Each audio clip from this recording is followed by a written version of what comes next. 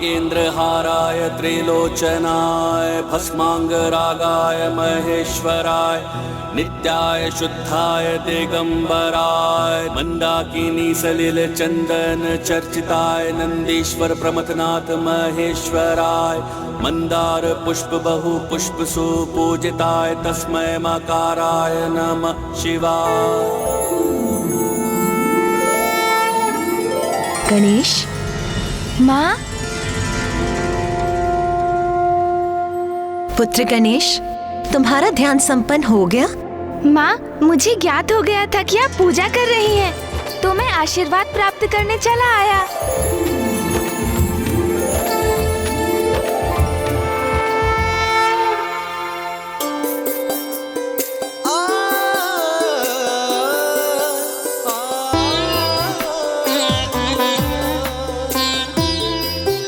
क्या सोच रहे हो पुत्र? माँ, क्या मैं ये पुष्प ले सकता हूँ? अवश्य पुत्र।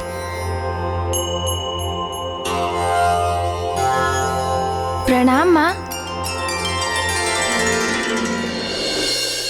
अब ये पुष्प पूजा के उपयोग के नहीं। देवी लता, आप शीघ्र बाहर जाकर इन पुष्पों को फेंक कर आइए, अन्यथा ये कीट पूजा के स्थल में गिरकर इसे अपवित्र कर देगा।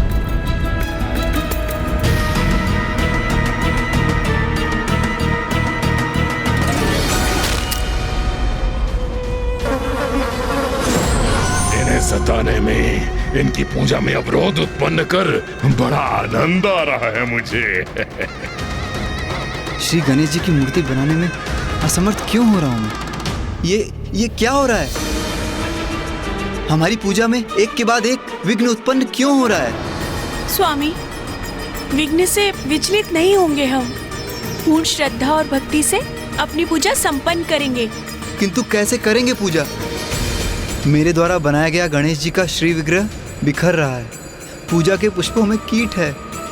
गणेश जी को हम क्या समर्पित करेंगे? पुष्प नहीं है तो कोई बात नहीं। मैंने गणेश जी के लिए घृत के कुछ लड्डू बनाए हैं और हमारे पास अभी भी कुछ नवीन फल है। गणेश जी को लड्डू और फल अत्यंत प्रिय है, वो उन्हें अवश्य स्वीकार करेंगे। अरे अरे, फल और लड्डू तो मुझे भी अत्यंत प्रिय हैं। आप श्री विग्रह की चिंता कीजिए, तब तक मैं स्थल को स्वच्छ कर लेती हूँ। फिर जो भी हमारे पास होगा उसी से हम अपनी पूजा संपन्न कर लेंगे।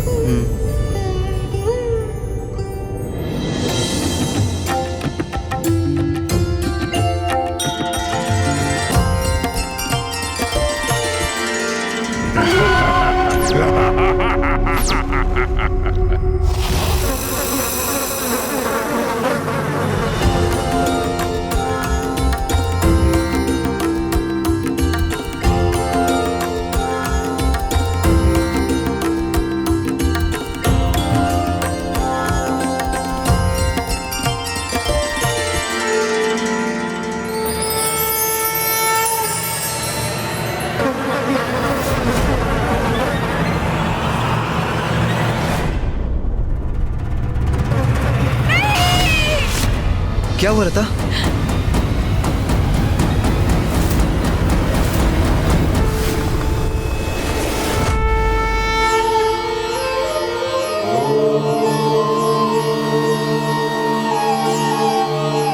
प्रणाम पिताश्री।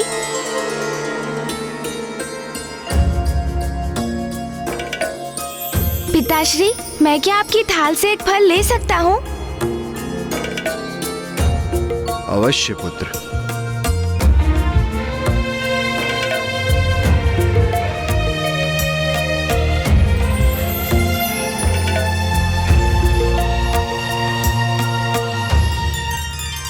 गणेश, क्या तुम ये लड्डू और फल आगे के लिए शेष रख रहे हो? हाँ पिताश्री, आप कुछ ऐसा ही समझ लीजिए। प्रणाम पिताश्री।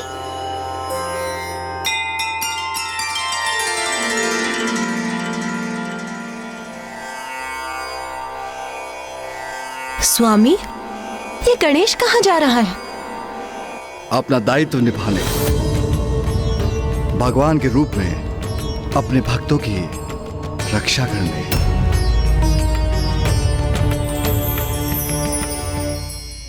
ये सब क्या हो रहा है देवी लता? हमारा व्रत संकल्प, हमारी पूजा सब पूर्ण नहीं हो पाएंगे क्या? कदाचित गणेश जी हमसे क्रुद्ध हैं। नहीं, ऐसा विचार मत लाइए मन में।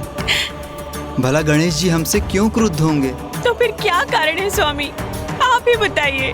अभी तक कुछ भी उचित नहीं हुआ है। एक के बाद एक विघ्न उत्पन्न हो रहे हैं हमारी पूजा में। और गणेश जी, वो तो इन सबसे अनभिज्ञ हैं। हमारी श्रद्धा और भक्ति उनको दिखाई नहीं देती। हम दरिद्र ब्राह्मण हैं। हम सर्वस्व निछावर कर उनकी पूजा करने के लिए तत्पर हैं, किंतु विघ्न तो दूर, उनकी पूजा में निरंतर विघ्न उत्पन्न हो रहे हैं। ओहो गणेश जी, देखिए आपके भक्त तो आपसे निराश हो रहे हैं और ये दशा मात्र इनकी नहीं, आपके प्रत्येक भक्त की होगी। इन्हें इस अवस्था में मैं लेकर आऊंगा। जिनको आप पर अटूट विश्वास है उनको निरंतर प्रताड़ित करूंगा मैं। तो उनकी रक्षा करने हेतु क्यों नहीं प्रकट हो रहे हैं आप? अब जब पूजा का मुहूर्त बीत चुका है तो ये पूजा निरर्थक हो गई। हमारा व्रत संकल्प, हमारी आस्था सब व्यर्थ हो गया। नहीं नहीं, अभी सब कहाँ नष्ट हुआ?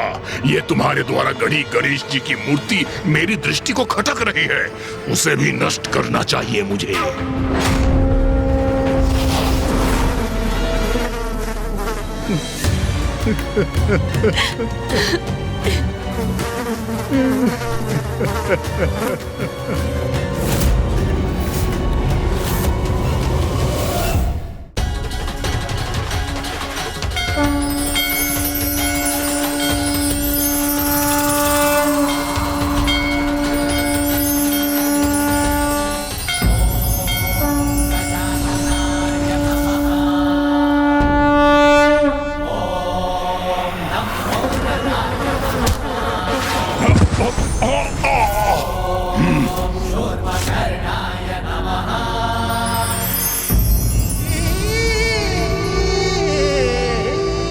ब्राह्मण देव, माता, आप किस बात का शोक मना रहे हैं? कुछ भी तो व्यर्थ नहीं हुआ। आपको मेरी पूजा करनी थी ना। देखिए, मैं स्वयं साक्षात आपके सामने प्रकट हो गया हूँ। अब आप संतोष मन से प्रसन्नता पूर्वक मेरी पूजा कर सकते हैं। किंतु प्रभु, आपको समर्पित करने के लिए हमारे पास कुछ भी शेष नहीं है। हमारी पूजा की सारी सामग्री तो नष्ट हो चुकी है। ओह हाँ, आपने तो अच्छा स्मरण दिलाया। पूजा की सामग्री तो मैं साथ लाया हूँ माता। ये लीजिए माता।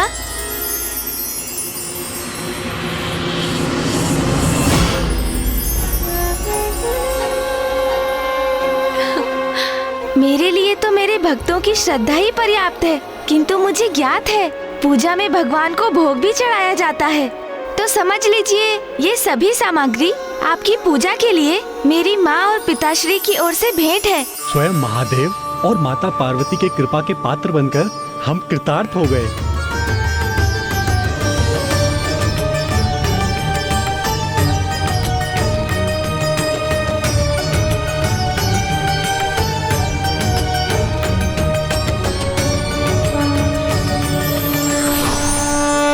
स्वामी, ये देखिए।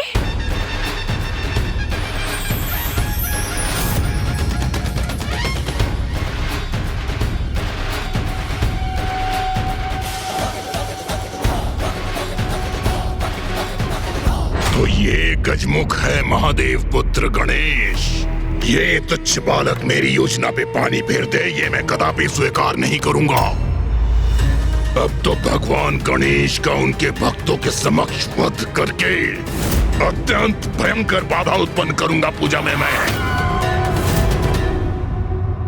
मेरे भक्तों पर कोई आँच नहीं आने दूंगा मैं। संकट कैसा भी क्यों ना हो, उसे उनसे सदा दूर करूंगा मैं। संकट में भक्त नहीं, अब उनके भगवान होंगे। दुर्बुद्धि की कुबुद्धि से उत्पन्न हुई युक्ति अब शीघ्र सफल होगी। प्रथम पूज्य गणेश जी।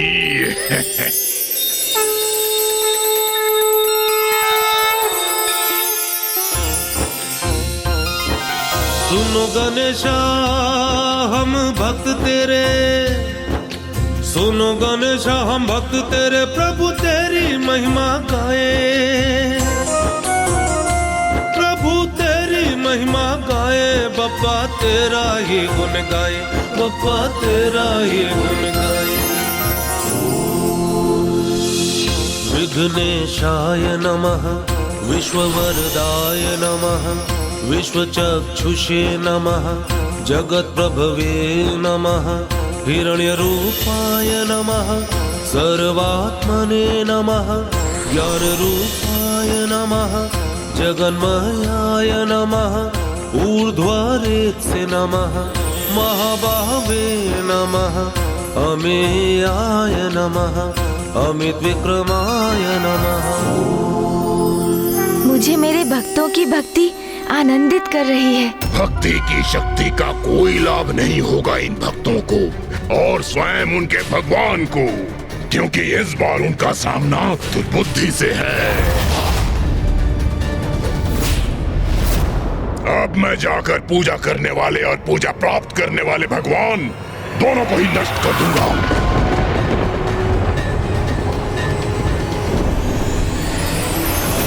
वेद्याय नमः, महाकालाय नमः, विद्यानिधये नमः, अनामयाय नमः, सर्वज्ञाय नमः, ओम शान्ताय नमः, गजास्याय नमः, चित्तेश्वराय नमः, विगज्वराय नमः, विश्वमूर्तये नमः, अमेयात्मने नमः।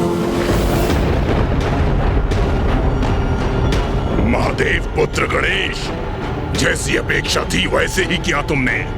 मेरे आखिर जाल में फंसे गए। मैं सर्वप्रथम तुम्हारे समक्ष तुम्हारे भक्तों के प्राण हरूंगा और फिर तुम्हें असुरों के मार्ग से हटाऊंगा। प्रभु, आपने हम पर कृपा कर हमें कृतार्थ कर दिया। मैं आ रहा हूँ गणेश, तुम्हें तुम्हारी मृत्यु से भेंट कराने।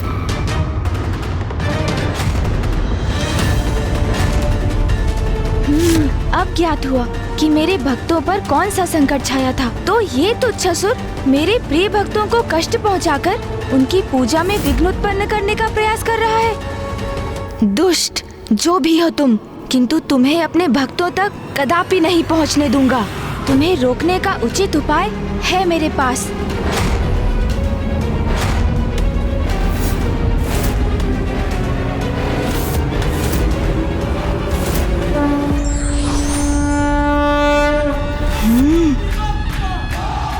जब तक मैं अपने भक्तों की पूजा स्वीकार करता हूँ, तब तक मेरा दूसरा प्रतिरूप योद्धा गणेश इस उद्दंड असुर को उचित पाठ पढ़ाएगा।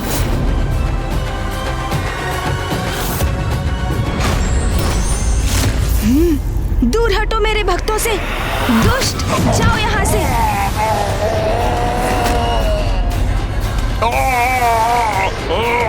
गणेश के एक ही आघात से कहाँ उड़ा जा रहा हूँ मैं। अब यहाँ लौटने का दुस्साहस भी मत करना दुष्ट। ओम नमः शिवाय।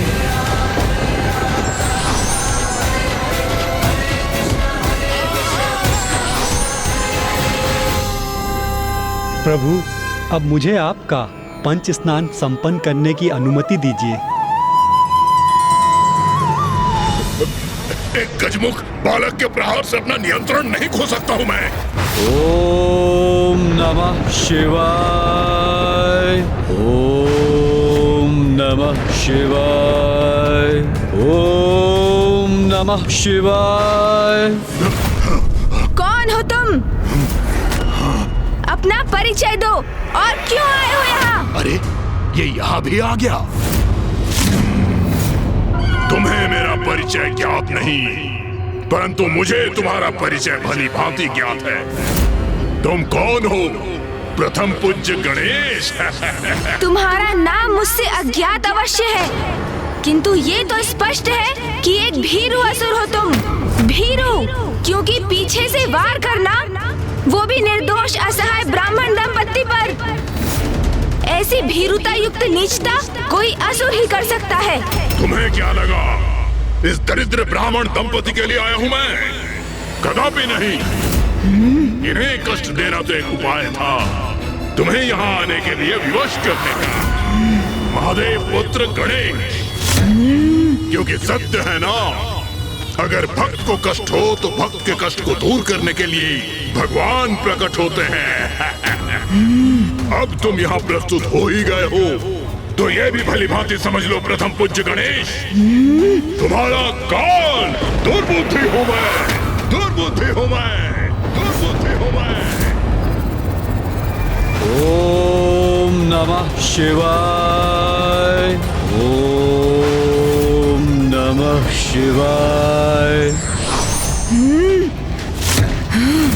मैं हूँ वो एकमात्र असुर जो शुंभ के साथ युद्ध में देवी कौशिकी द्वारा समस्त असुरों के संहार के पश्चात शेष है।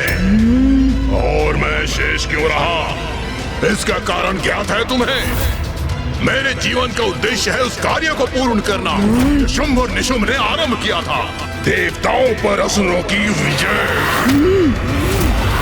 शुंभ निशुंभ जैसे अति बलशाली असुर कुमार्ग का चयन करने के कारण ही माँ से दंडित हुए, उनका संहार किया माँ ने।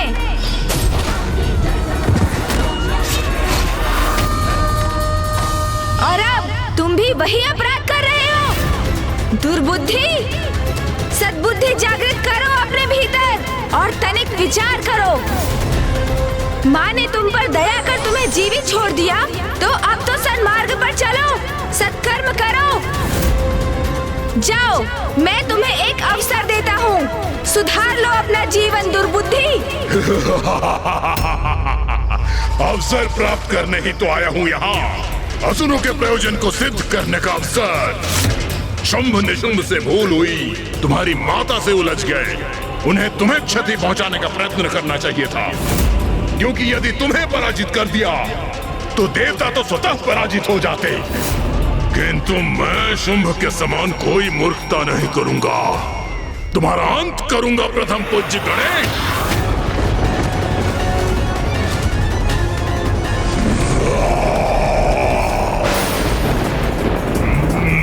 भूमि में इतना कंपन क्यों है?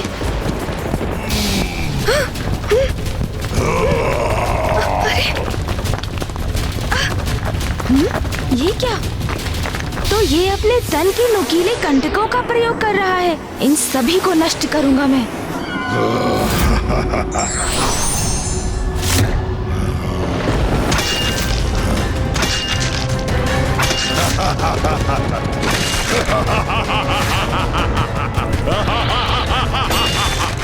कितने भी प्रहार कर लो गणेश, इन्हें कोई क्षति नहीं पहुंचा सकोगे। मेरे नुकीले कंटक तुम्हें घेर कर बंदी बना लेंगे।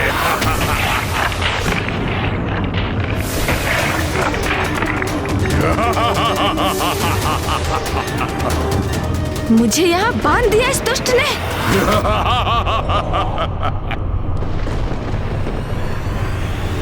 क्या हुआ गणेश, मेरे इस विशेष कारागार में बंदी बनकर आनंद आ रहा है? अभी तो ये मात्र आरंभ है, बहुत कुछ शेष बाकी है।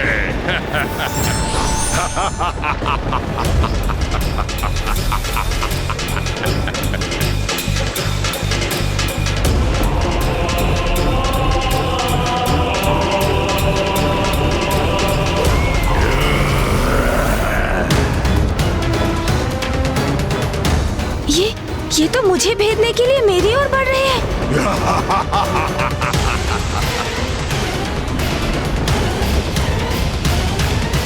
प्रथम पूज्य गणेश, अब कुछ ही क्षणों में मेरे नुकीले कंटक तुम्हारे तन को छलनी कर देंगे। अब तुम्हारे अंत से पूर्ण होगा मेरा प्रतिशोध। देवी कौशिकी ने मेरे संपूर्ण समुदाय का अंत किया था, तो अब मैं तुम्हें छीन लूंगा देवताओं से। तुम जिनके संरक्षक हो, तत्पश्चात मैं उन पर ऐसा आक्रमण करूंगा जिनकी चित्कार से संपूर्ण ब्रह्मांड गूंज उठेगा।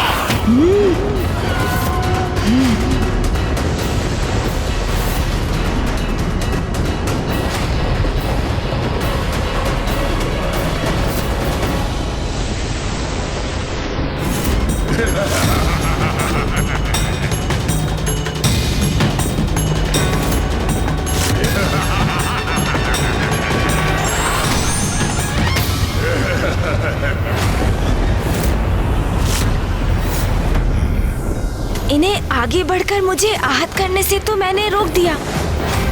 सूर्य जी, मुझे ज्ञात तो है कि आप भी इस दुर्बुद्धि के नुकीले अस्त्रों की श्रृंखला को खंडित कर इसे इसकी भाषा में उत्तर देने के लिए अति उत्सुक हैं। किंतु मैं इसे अपनी भूल का प्रायश्चित कर सुधरने का एक अवसर अवश्य दूंगा, क्योंकि अभी कुछ ही समय पूर्व पिताश्री ने तो मुझे समझाया था ना कि क्रोध से किसी समस्या का समाधान नहीं होता। इसलिए रुकिए, मैं इस नुकीले अस्त्रों की श्रृंखला को हटाकर एक ओर कर देता हूँ।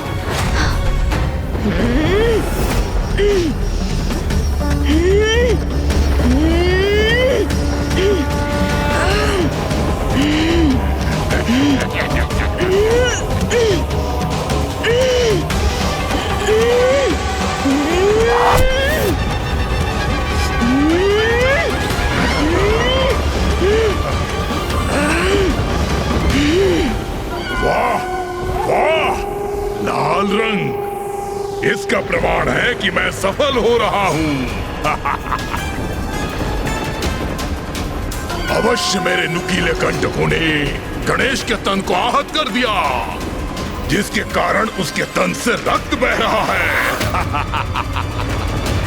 अर्थात मैं विजयी हो गया, गणेश का अंत कर दिया मैंने।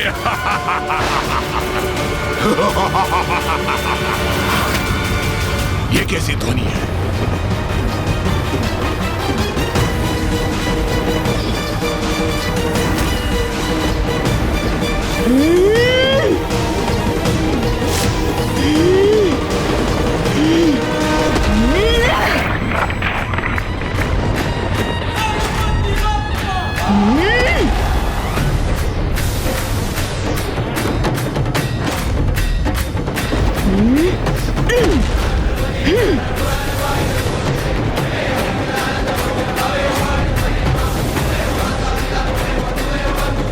अरे, ये मेरे ही नुकीले कंटक मेरी ओर बढ़ रहे हैं।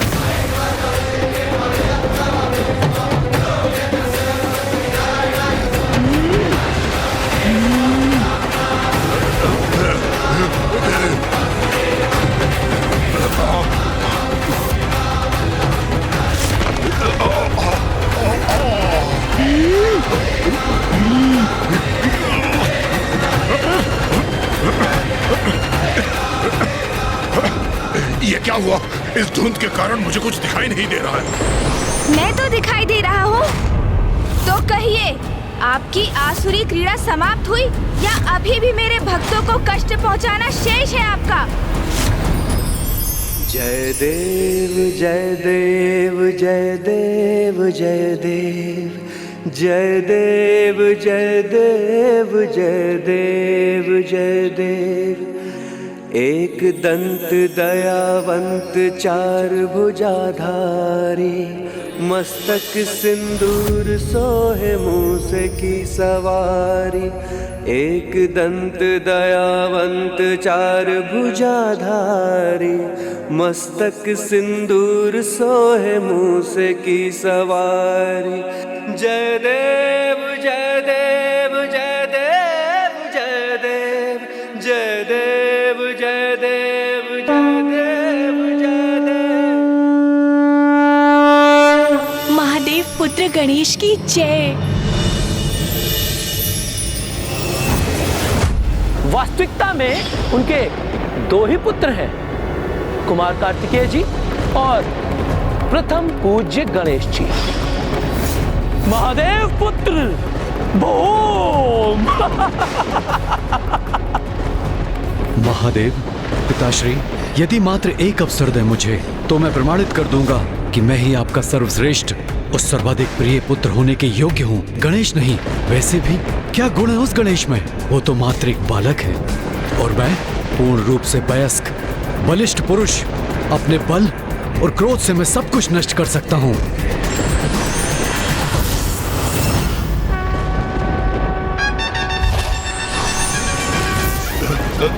तुम अंत करोगे मेरा, तुम। मात्र एक बालक हो, फिर भी तुमने दुस्साहस किया मुझ पे आक्रमण करने का। तुमने मेरे भक्तों को सताया जब वो मेरी प्रार्थना का प्रबंध कर रहे थे। तुमने अनेकों विघ्न उत्पन्न करने का प्रयास किया।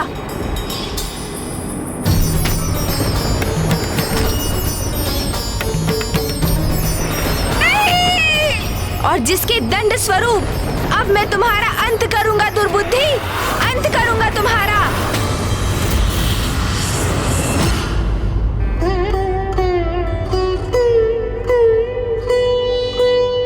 प्रभु, हमारे पास आपको भेंट देने के लिए साधारण वस्त्र के सिवाय कुछ भी नहीं। कृपया इसे स्वीकार कीजिए प्रभु। तुम्हारे दुष्कृत्य के लिए उचित उपहार है मेरे पास दुर्बुद्धि। स्वीकार नहीं करोगे? ये तुम्हारे लिए उचित दंड होगा।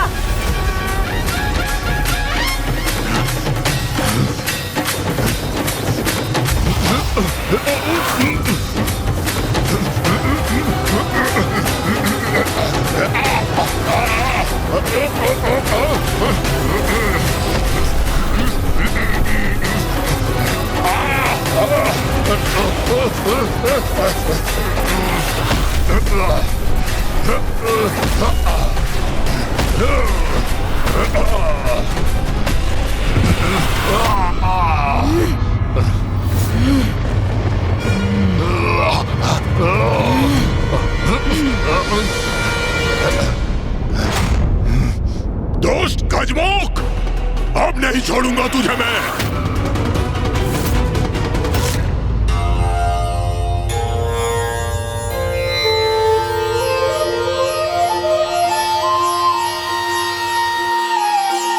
प्रभु, अष्टगंध प्रस्तुत है।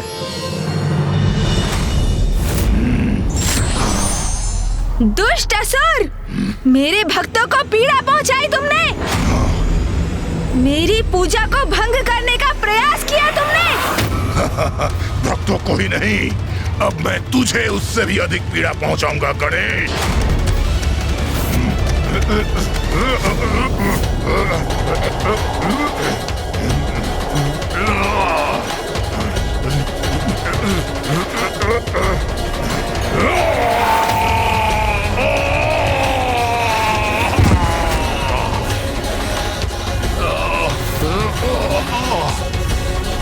ये दुष्ट गजमुख बार बार मुझ पर भारी कैसे पड़ रहा है?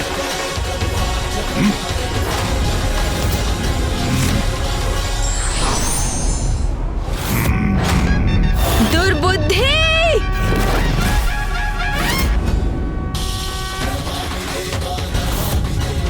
ये तो अति प्रचंड प्रहार करने के लिए आगे बढ़ रहा है।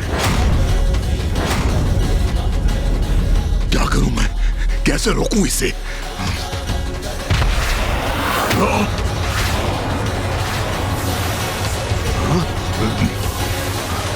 अब अपनी रक्षा कैसे करूं मैं?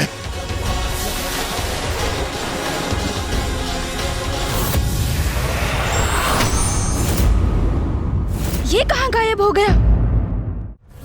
ये अचानक कहाँ गया ये दुष्ट असुर? दुर्बुद्धि, कहाँ गए तुम? कहाँ छिप गए हो तुम?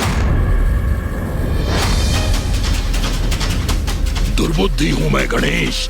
मुझे पराजित करना इतना सरल नहीं, क्योंकि मेरी कुबुद्धि में अनेकों युक्तियां हैं। अब मैं अपने इस रूप में विष डंक का आघात करूंगा तुम पर।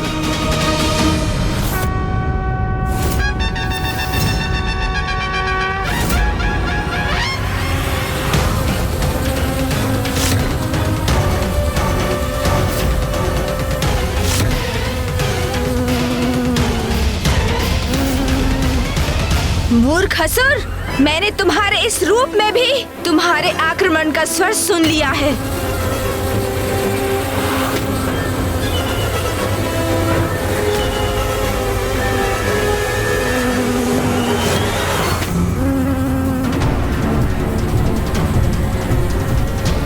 इसने मेरा वार पुनः विफल कर दिया।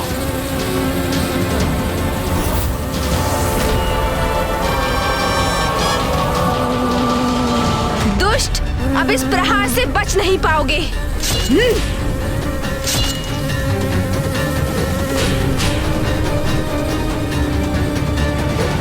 इसने पुनः आहत किया मुझे। अब इसका परिणाम भुगतना ही होगा इस गजमुख गणेश को।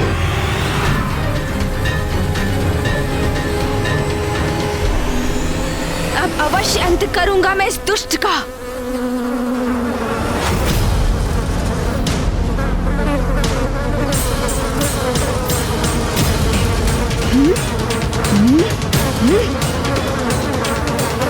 एकाग्रता से ही पकड़ा जा सकता है इसे।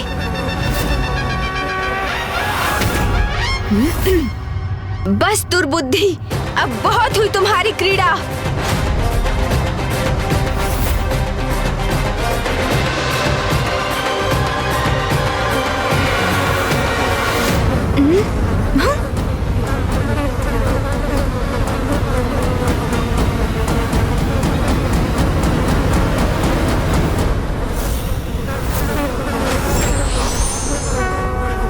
ओम शांति शांति शांति। दुर्बुद्धि, अब तुम्हें उचित दंड देता हूँ।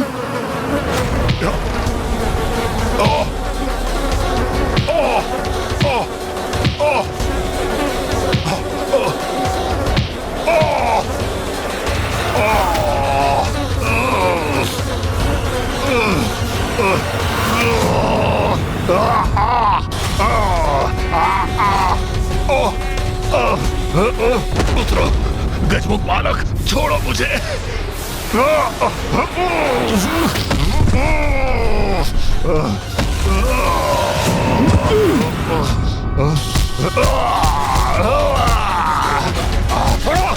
तुम्हारे कृत्यों का दंड ये रहा दुष्ट।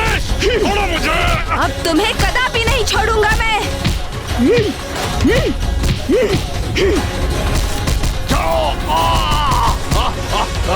छोड़ो मुझे।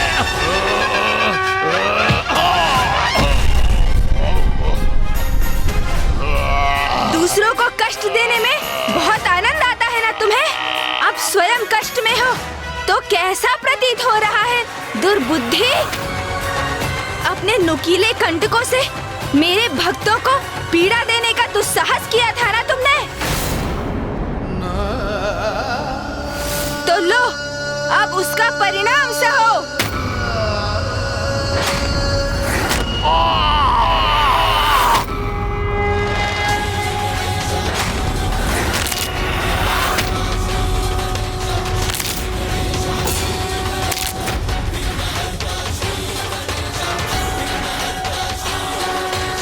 यही दंड है तुम्हारा।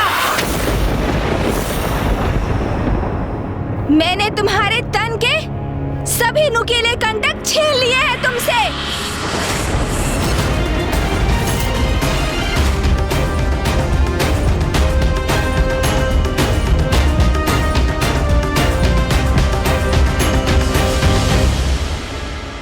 दंड तो अब मैं दूंगा तुम्हें।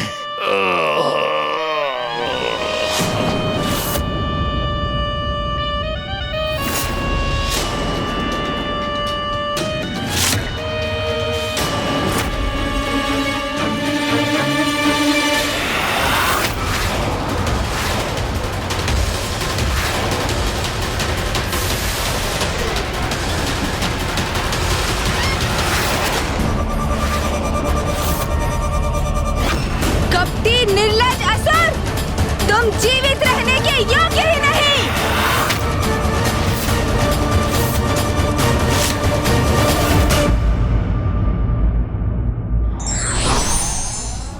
भक्ति की शक्ति के समक्ष भगवान भी विवश हो जाते हैं।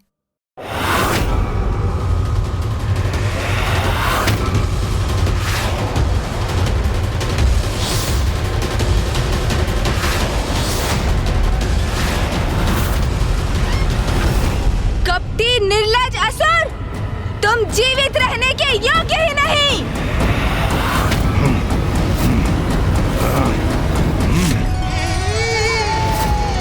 हे ब्रह्मदेव, माता, मैं आप दोनों की पूजा से अत्यंत प्रसन्न हुआ। आप दोनों ने अपनी भक्ति के उदाहरण से ये स्थापित कर दिया कि यदि व्यक्ति का उद्देश्य पवित्र हो, उसका हृदय निर्मल हो, तो फिर कोई भी बुरी शक्ति उसके लक्ष्य प्राप्ति में बाधा नहीं बन सकती, क्योंकि जिनके विचार शुद्ध हैं, निर्मल हैं, भगवान भी उन्हीं का साथ देने के लिए प्रेरित होते हैं। आप दोनों की भक्ति से प्रसन्न होकर मैं आप दोनों को संपन्नता का आशीष देता हूँ।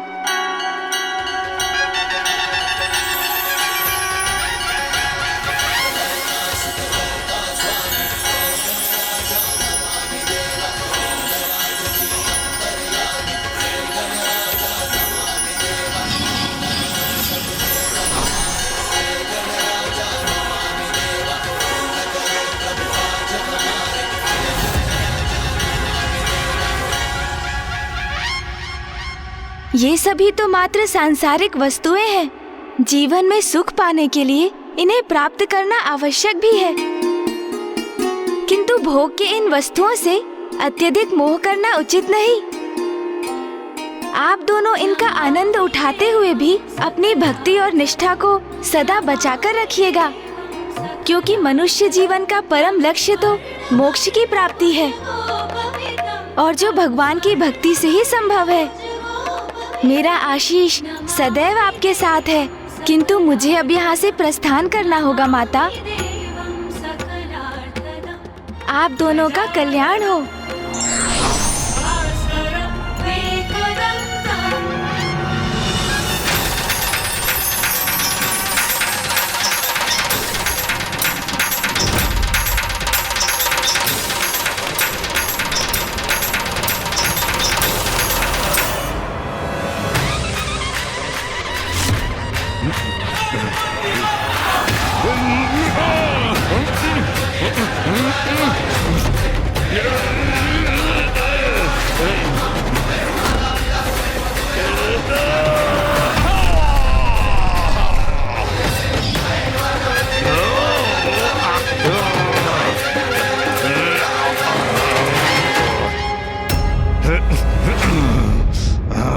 भगवान के लिए उसका भक्ति ही सर्वोच्च है। दुर्बुद्धि, मेरे भक्तों को पीड़ा देकर तुमने बहुत बड़ा अपराध किया है, जिसका दंड अब तुम्हें अवश्य प्राप्त होगा।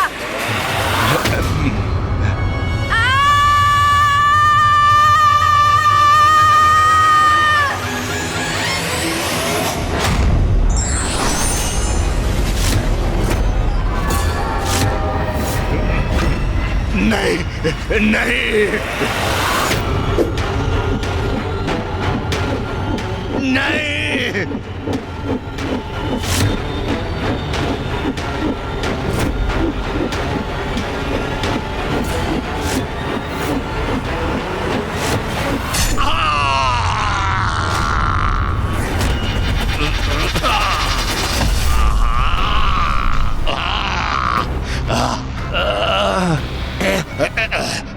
प्रथम पूज्य गणेश, अब मेरा जीवन तो मिट रहा है, किंतु अभी ये शत्रु तो नहीं मिटी है। मेरे बाद मेरा पुत्र तुमसे युद्ध करेगा, उसके पश्चात उसका पुत्र। ये युद्ध निरंतर चलता रहेगा। इस युद्ध को तुम कभी समाप्त नहीं कर सकोगे। ओम नमः शिवाय।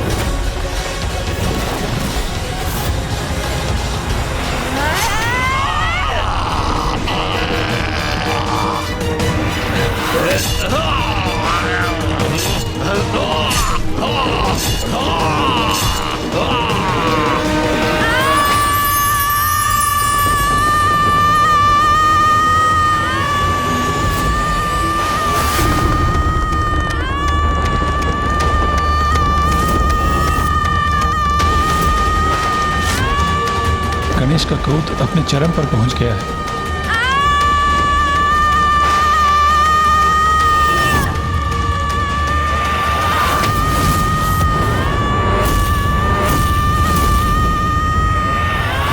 जी का क्रोध तो गर्जना के रूप में चारों दिशाओं में ध्वनित हो रहा है।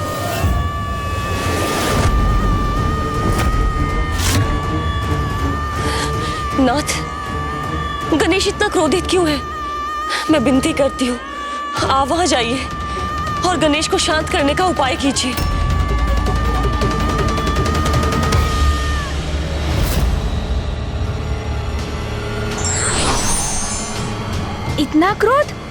इतना क्रोध मुझे कैसे आ गया और क्यों?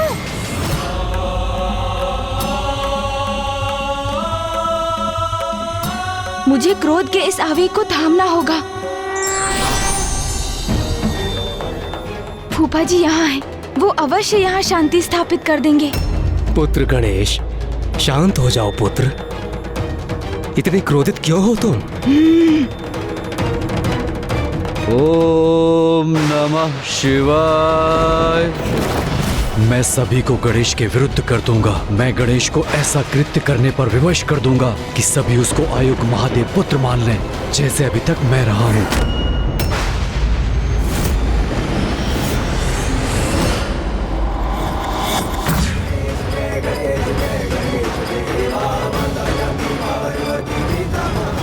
प्रतीत होता है फूफा जी की बातों का प्रभाव मेरे दूसरे प्रतिरूप योद्धा गणेश पर हो रहा है। वो शांत होता दिख रहा है। पुत्र गणेश, इतना दुस्साहस कि कोई मेरा सामना करे, मेरे समक्ष आकर मुझे टोके, इसका दंड अवश्य मिलेगा आपको।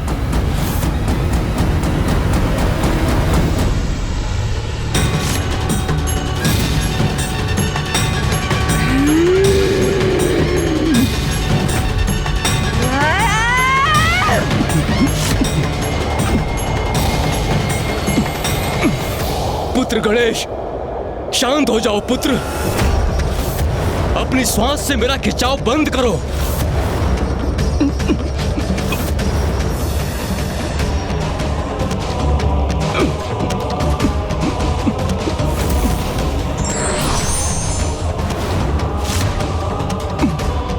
ये हो क्या रहा है? गणेश जी ब्रह्मदेव को अपने भीतर क्यों खींच रहे हैं? गणेश जी अपने विकराल योद्धा रूप में ये कैसा अनर्थ करने जा रहे हैं? सृष्टि के रचयिता हैं ब्रह्मदेव। यदि उन पर संकट आया तो समस्त सृष्टि पर संकट आएगा।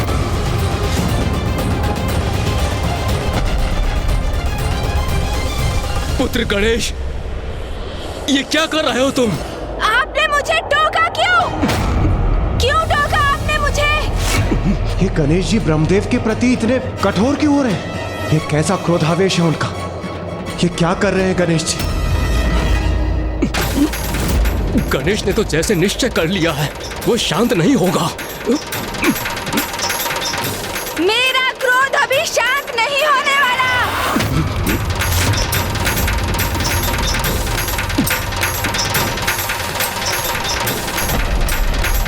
गणेश रुक जाओ।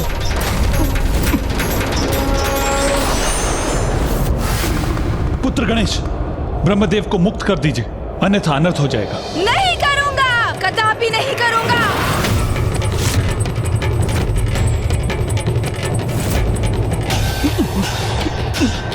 रुक जाइए गणेश जी। गणेश जी शांत हो जाइए। रुक जाइए गणेश जी, रुक जाइए। गणेश जी रुक जाइए।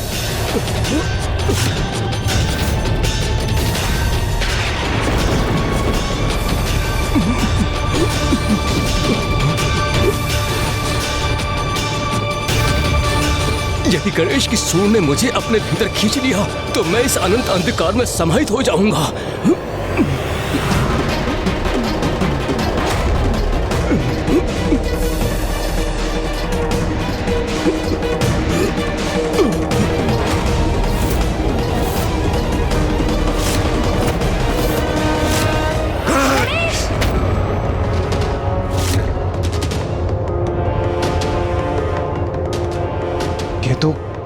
ये तो गणेश जी का स्वर है, किंतु गणेश जी ने तो कुछ कहा ही नहीं। तो फिर ये स्वर किसका है?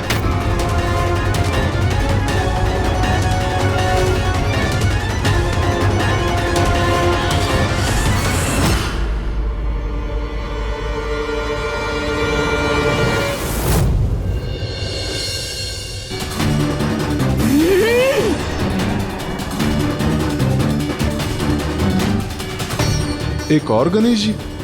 यहाँ दो गणेश जी कैसे उपस्थित हैं? ये कैसे संभव है?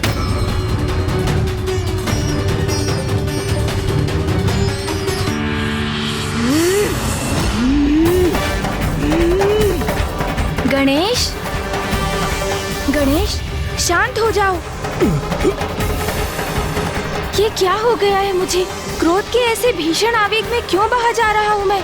नहीं, मुझे शीघ्र कुछ कर इस क्रोध के उन्माद, अन्यथा जिस किसी शक्ति के भी प्रभाव में हूँ मैं, उससे स्वयं को मुक्त होना होगा।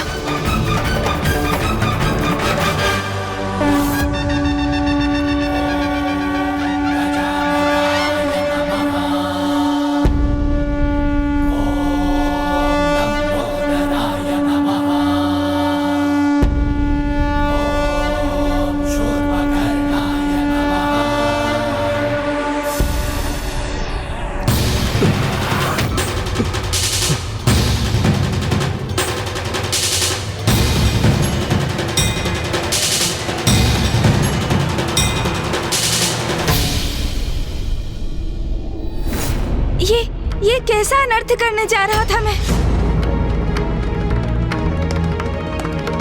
क्या हो रहा था यहाँ?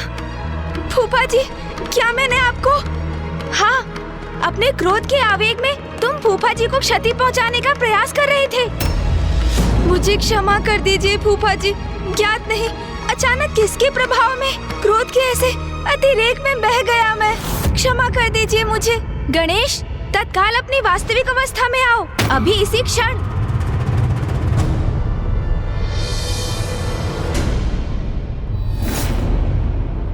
गणेश जी, आप दो रूप में प्रकट हो गए, और क्यों?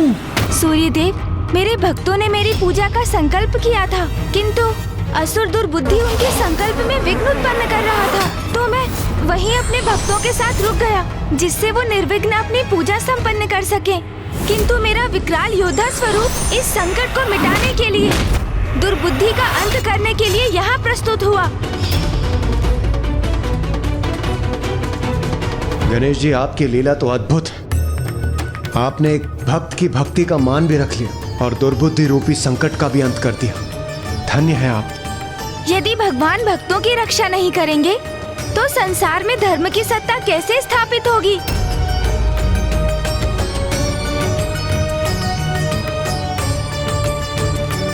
गणेश जी, अब जब दुर्बुद्धि का अंत हो ही चुका है तो आप दोनों पुनः एक ही कर क्यों नहीं हो जाते? वायुदेव, ऐसा संभव नहीं, क्योंकि एक समस्या है।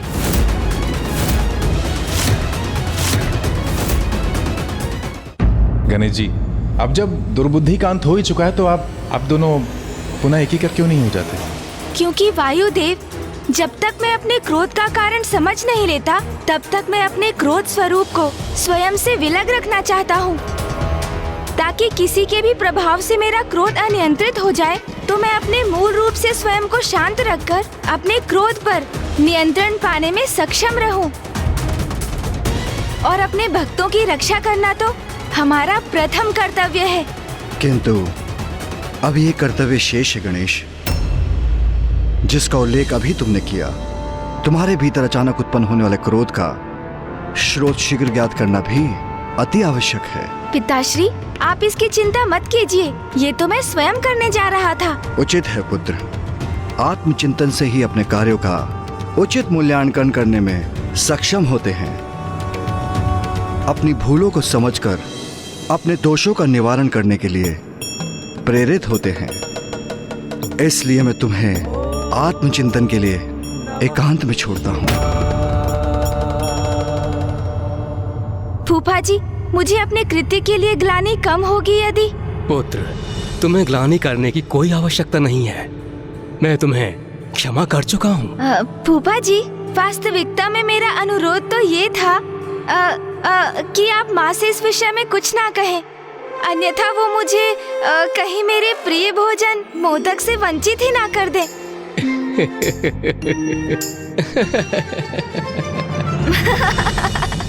महादेव, ब्रह्मदेव, अब हमें भी चलना चाहिए। प्रणाम प्रभु। प्रणाम प्रभु। गणेश जी, अब हमें भी प्रस्थान करने की अनुमति दीजिए। प्रणाम प्रणाम। गणेश, ये क्या कर रहे थे तुम? क्या हो गया है तुम्हें? फूफा जी के साथ ऐसा व्यवहार क्यों किया तुमने? फूफा जी के साथ ऐसा व्यवहार क्यों किया तुमने? ये तो मैं स्वयं भी समझने में असमर्थ हूँ कि मुझ पर अचानक किसका प्रभाव छा गया था। क्रोध से कुछ भी प्राप्त नहीं होता गणेश, उसे सदा नियंत्रण में रखना चाहिए। तुम मुझे समझा रहे हो? तुम स्मरण नहीं, जब चंद्रदेव के साथ वो घटना घटित हुई थी तब कितने आवेशित हुए थे तुम?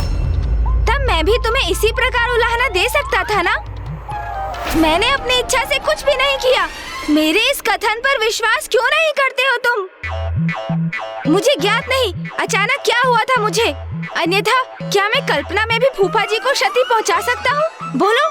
हाँ, ये तो तुम सर्वथा उचित कह रहे हो। ये अपार क्रोध का चक्र तो कुछ समय से निरंतर चल रहा है, किंतु अब हमें इसके मूल में भी जाना होगा। हाँ, क्योंकि ये घटनाक्रम कहाँ जाकर थमेगा किसे ज्ञात है।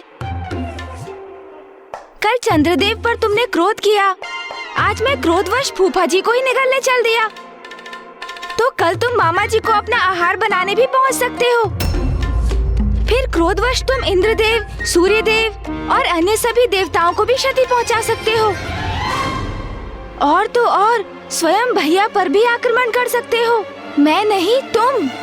मैं अर्थात तुम। समझ गया, हम दोनों एक ही तो हैं। चलो इसकी चर्चा छोड़ो, ये बताओ तुम क्या अभी भी क्रोध से प्रभावित हो? नहीं। ये क्या कर रहे हो तुम? और क्या, तुम्हारे क्रोध को जागृत करने का प्रयास कर रहा हूँ। कहो, क्रोध आया तुम्हें? अब मैं भी तुमसे वही प्रश्न करता हूँ, क्यों क्रोध आया तुम्हें?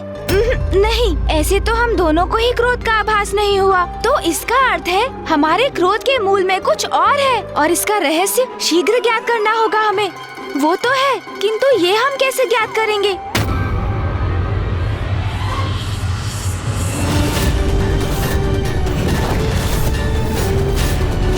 वास्तविकता में उनके दो ही पुत्र हैं, कुमार कार्तिकेय जी और प्रथम पूज्य गणेश जी, जिनके जन्म दिवस का उत्सव यहाँ आज कैलाश में मनाया जा रहा है। गणेश का जन्म दिवस, महादेव का प्रिय पुत्र।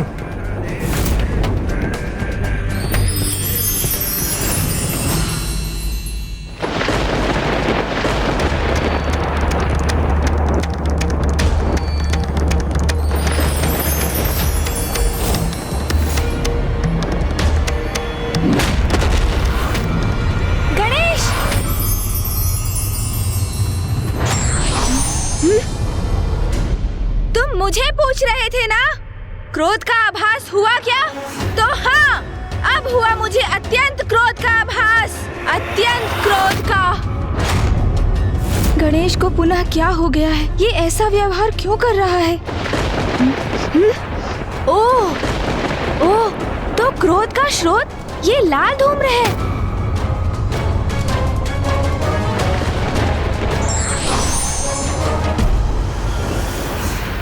और ये धूम्र तो आकाश मार्ग से अवतरित हो रहा है, जहाँ आकाश इसके प्रभाव से रक्तवर्णीय हो गया है। जब हमें ये ज्ञात हो ही गया है, तो विलंब किस बात का? हमें यथाशीघ्र वहाँ पहुँचना चाहिए। जो भी इस क्रोध का कारण है, अब वही इसके परिणाम का भागी बनेगा। मैं तो उसे मसलने के लिए आतुर हो रहा हूँ।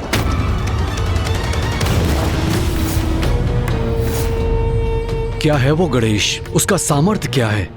प्रथम पूज्य की उपाधि प्राप्त की है उसने, क्योंकि महादेव का पुत्र है वो।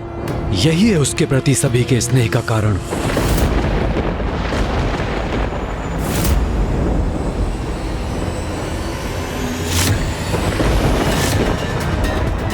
किंतु मैं भी तो महादेव पुत्र हूँ, तो मैं अपना अधिकार अवश्य लूंगा। वो सब छीन लूंगा गणेश से, जो उसे प्राप्त है। उसके पिता का स्नेह, उसका उच्च पद, देवताओं में उसका स्थान। गणेश, अभी मेरे प्रकोप से सामना कहाँ हुआ है तुम्हारा?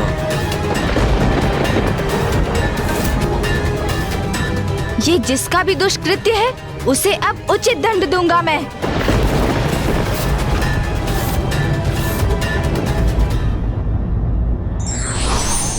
क्रोध किसी से भी भूल करवा सकता है, इसलिए क्रोध पर नियंत्रण आवश्यक है। जो भी इस क्रोध का कारण है अब वही इसके परिणाम का भागी बनेगा। मैं तो उसे मसलने के लिए आतुर हो रहा हूँ।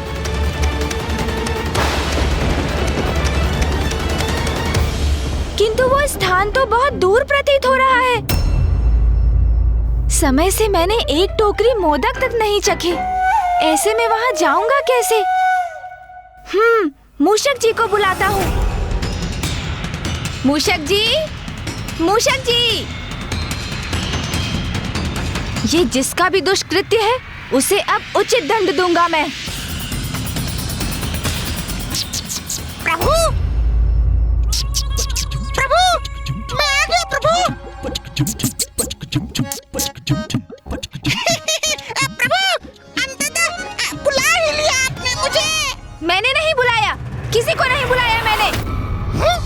नहीं बुलाया? अर्थात प्रभु, अभी तो आपका स्वर सुना मैंने। कैलाश में इतना सुंदर दिवस था आज। मैं भोजन से तृप्त होकर उपवन में विश्राम कर रहा था प्रभु। आकाश में मेघों की सुंदर आकृतियां देखकर प्रकृति का आनंद लेते हुए मैं बस निद्रा में खोने ही वाला था और तभी आपके स्वर मेरे कानों में गूंजा। मूषक जी, मूषक जी। मैंने कहा ना, मैंने किसी को नहीं बुलाया। बुरा मत मानिएगा, किंतु इन दिनों आपको क्रोध बहुत आ रहा है प्रभु। मूषक जी, एक और प्रभु। प्रभु, मूषक जी, आप यहाँ क्या कर रहे हैं? कितने समय से पुकार रहा हूँ मैं आपको। आप मेरे मार्ग से हटने का कष्ट करेंगे?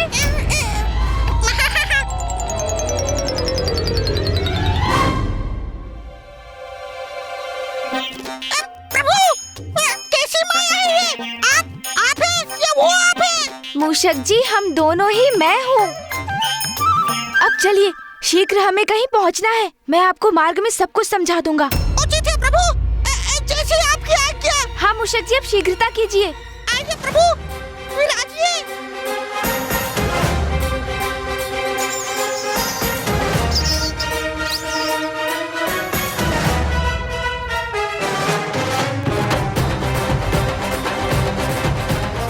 अब मैं ऊपर जाकर देखता हूँ।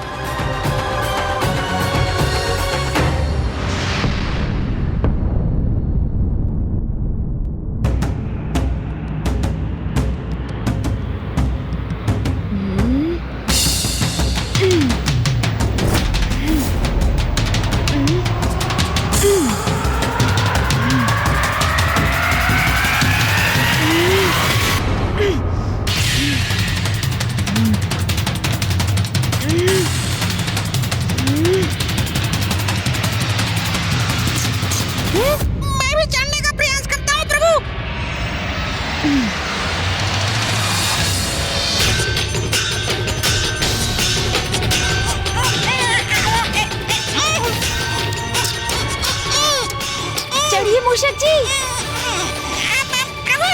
प्रयास कीजिए। क्या हमारा वहाँ जाना आवश्यक है प्रभु? ये चढ़ाई चढ़ना मेरे लिए संभव नहीं। और थोड़ा बल लगाइए मूषक जी, साहस रखिए, तभी चढ़ना संभव हो पाएगा। चलिए मूषक जी, आगे बढ़िए।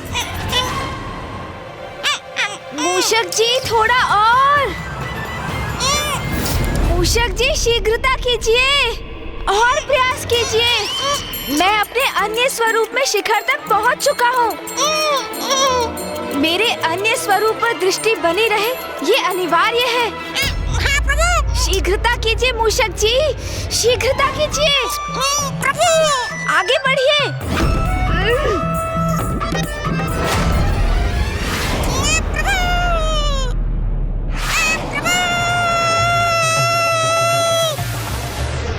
अरे अरे मूषक जी, क्षमा कीजिए प्रभु। मूषक जी, आप आहत तो नहीं हुए ना?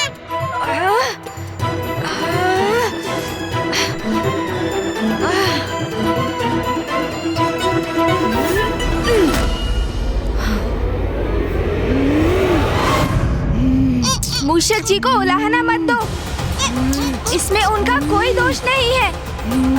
मुझे ज्ञात है कि तुम क्रोध से आवेशित हो रहे हो, किंतु मेरा सुझाव है, गहरी सांस भरकर तुम अपने क्रोध पर नियंत्रण करो।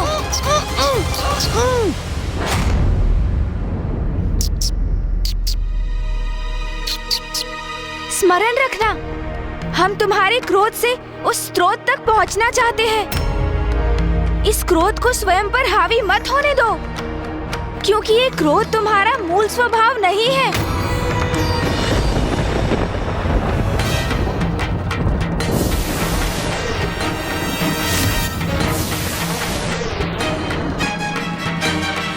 वो देखो वहाँ।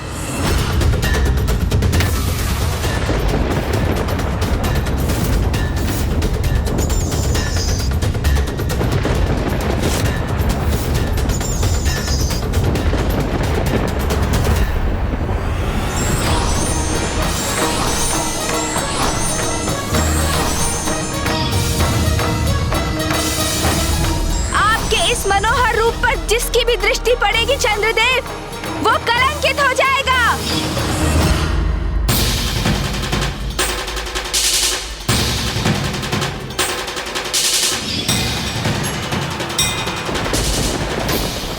वही लाल ऊर्जा, अपने जन्म दिवस से ही मैं बार बार उत्तेजित हो उठता हूँ।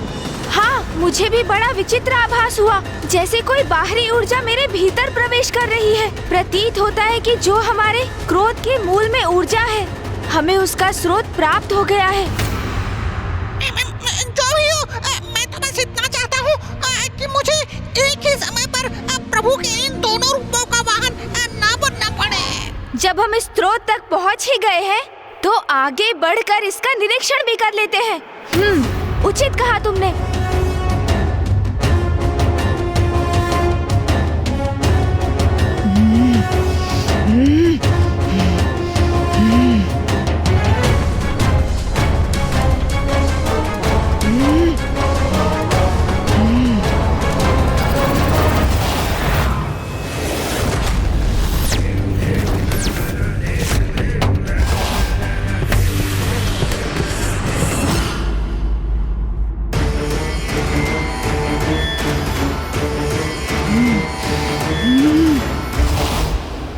मुझे अपने क्रोध को नियंत्रण में रखना ही होगा।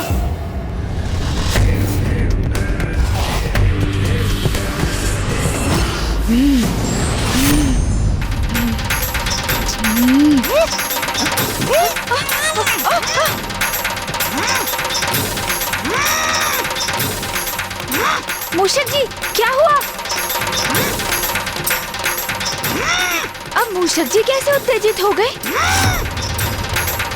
मूषक जी! अरे! मूषक जी, ये क्या कर रहे हैं?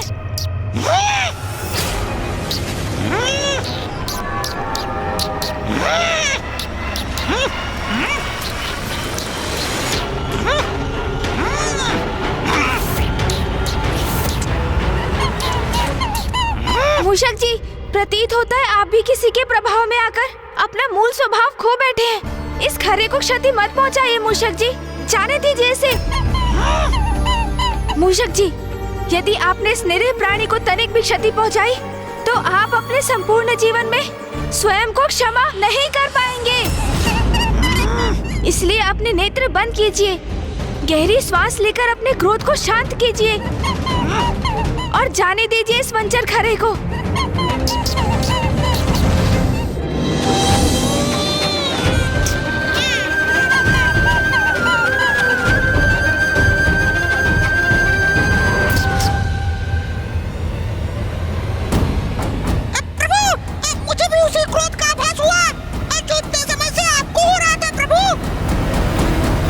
मेरे विचार से तुम्हें और मूषक जी को यहीं रुकना चाहिए। ये ऊर्जा विध्वंसकारी है, इसका प्रभाव तो अब मूषक जी भी झेल चुके हैं। यदि तुम सब और आगे बढ़े तो कदाचित इस ऊर्जा के प्रभाव से प्रभावित होकर कुछ अनिष्ट भी कर सकते हो। मैं ही आगे बढ़कर देखता हूँ क्या रहस्य है इसके पीछे। तब तक तुम यहीं रुको, उचित है। तब तक मैं और मूषक जी वहाँ से निगरानी रखेंगे।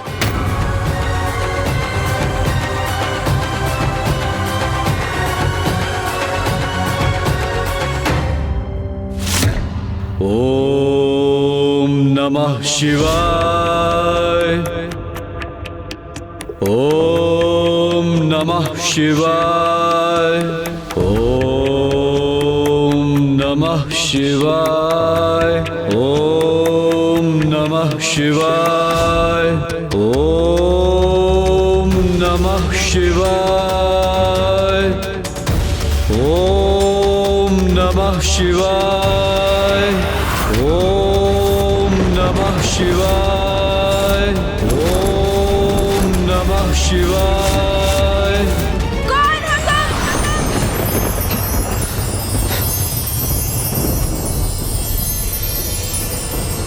कौन हो तुम जो यहाँ आकर मेरे तप में व्यवधान डालने का दुस्साहस कर रहे हो? मैं गणेश।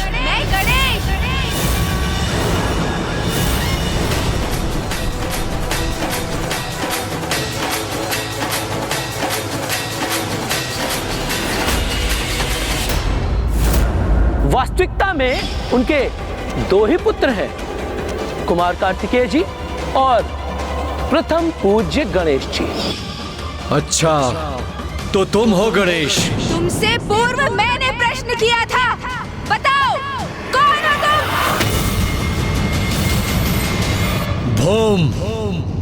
भोम हूं मैं।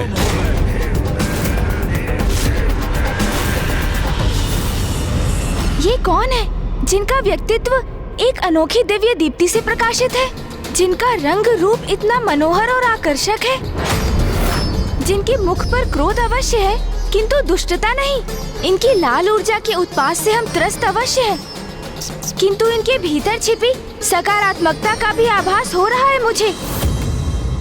इसलिए ये कोई असुर तो कदापि नहीं। तो फिर ये ऐसी विनाशकारी ऊर्जा का सृजन क्यों कर रहे हैं? महादेव पुत्र हो तुम, किंतु तुम तो तनिक भी महादेव के समान प्रतीत नहीं होते। महादेव का लंबा कद है, उनका गठीला बलिष्ठ शरीर तो उनके अति बलशाली होने का प्रतीक है। तुमसे कहीं अधिक तो मैं महादेव के समान हूँ गणेश। मेरी छोड़ो, मैं जैसा हूँ उचित हूँ, किंतु तुम तो महादेव की तपस्या करते हो, उनका नाम जपते हो और फिर ऐसी उग्र और विनाशकारी ऊर्जा का निर्माण करते हो। और तुमने अपने इस उग्र ऊर्जा का लक्ष्य मुझे किस प्रयोजन से बनाया है? तो तुम्हें मेरी इस उग्र ऊर्जा का प्रभाव हो रहा है, किंतु ये कैसे संभव है? मैं तो एक तुच्छ और साधारण तपस्वी हूँ जो महादेव का ध्यान अपनी ओर आकृष्ट करने हेतु उनकी तपस्या में लीन है। तुम तो प्रथम पूज्य गणेश हो, महादेव के प्रिय पुत्र हो, और तुम मेरी ऊर्जा से प्रभावित हो रहे हो।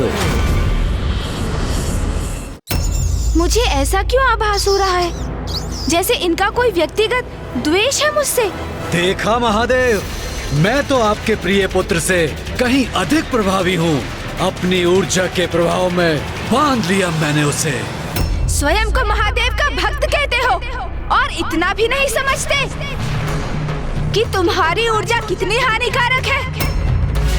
देखो, इस स्थान को देखो, अपने तप स्थल को देखो। प्रकृति ने जैसे इस स्थान का परित्याग कर दिया है, बंजर बन गया है ये स्थान। अपने तन से उत्सर्जित होने वाली इस ऊर्जा को यहीं रोक लो। ये कैलाश नहीं, मेरा स्थान है। यहाँ आकर मुझे आदेश देने वाले तुम कौन होते हो?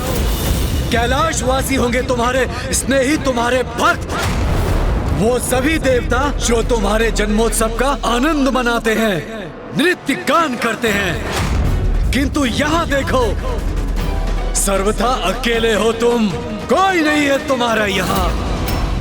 इन्हें मेरे जन्मोत्सव की सूचना कैसे है? तो क्या ये स्वयं भी वहाँ गए थे? नहीं प्रभु, मैंने तो स्वयं सभी अतिथियों का स्वागत किया था। ये वहाँ होता तो मुझे अवश्य स्मरण होता प्रभु। वहाँ कैलाश पर होगे तुम जगत पिता महादेव और माता पार्वती के प्रिय पुत्र।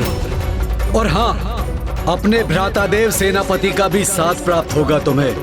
किंतु यहाँ तुम मात्र और मात्र गणेश हो। किया होगा तुमने बड़े बड़े असुरों का संहार। और हाँ, अपनी चतुराई से सर्वाधिक बुद्धिमान असुरों को भी अपनी बुद्धि से पराजित किया होगा तुमने।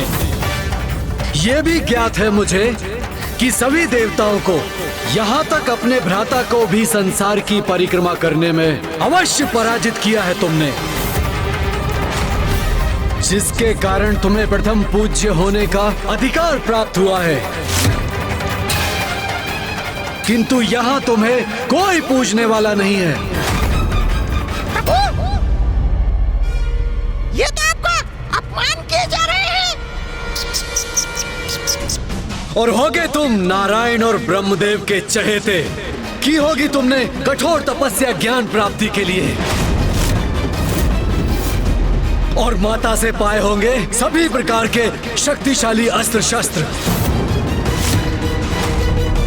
किंतु स्मरण रखना, जो मेरे शरीर से ऊर्जा प्रवाहित हो रही है वो तुम्हें भी नष्ट करने में सक्षम है। गणेश, अपने क्रोध पर नियंत्रण रखो। शांत हो जाओ। जैसे किसी बवंडर में तीव्र वायु का प्रवाह होता है, उसी प्रकार तुम्हारे भीतर प्रबल क्रोध प्रवाहित हो रहा है। ये तो ज्ञात हो गया था मुझे, किंतु अब मुझे तुम्हारे भीतर अंतहीन ईर्ष्या का भी आभास हो रहा है। ईर्ष्या? क्या प्रभु? प्रभु, क्या है ये ईर्ष्या? मूषक जी, ईर्ष्या तो वो भावना है जो किसी वास्तविक अथवा काल्पनिक अभाव के बोध से उत्पन्न होती है, और जिसका आभास तभी होता है जब हम किसी से अपनी तुलना करते हैं, और हमें इस बात का क्षोभ होता है कि जो अन्य किसी को प्राप्त है और जिससे हम भी योग्य हैं, हम उससे वंचित हैं। किंतु ऐसा क्या है जो मेरे पास है और इनके पास नहीं? प्रभु, मुझे ज्ञात है आपके सूड। क्या मूषक जी? प्रभु, ईर्ष्या का तो कोई भी कारण हो सकता है ना। अब देखिए, आपके पास सूड है, उसके पास नहीं।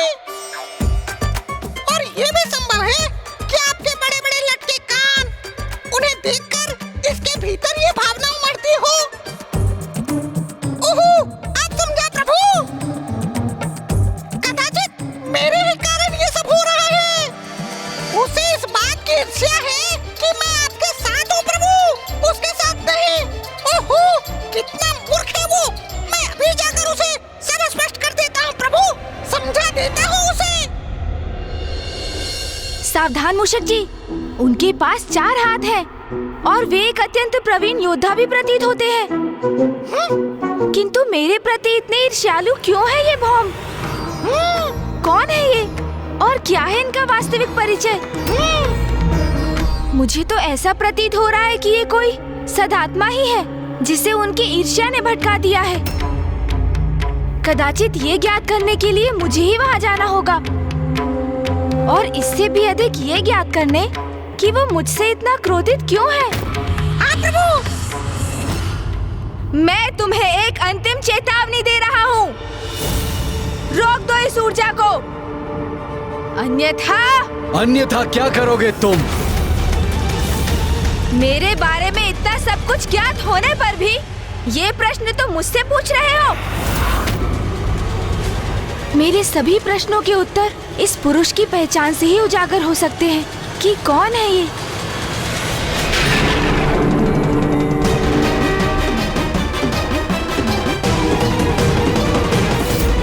मैं भूदेवी हूँ। मेरी अपनी कोई संतान नहीं।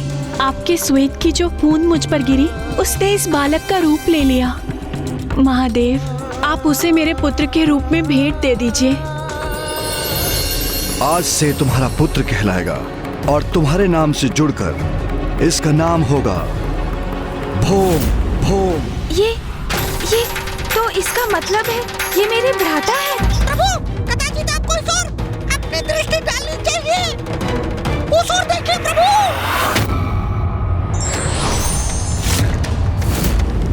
बस इतना ही।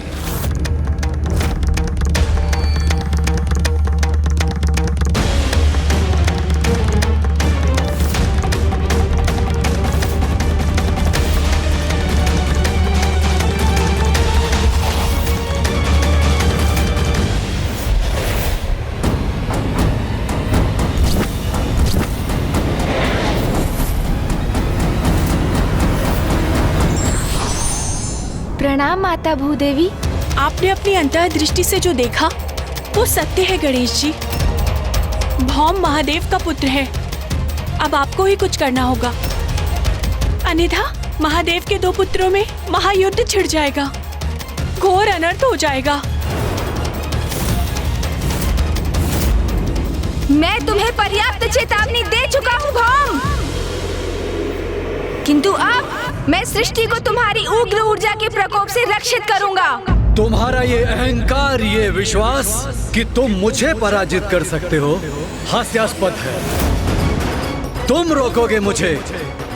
तुम्हें कदाचित तनिक भी भान नहीं कि मैं कौन हूं। अब मैं अपने वार से तुम्हें उचित परिचय दूंगा। संभाल सको तो संभालो मेरा वार।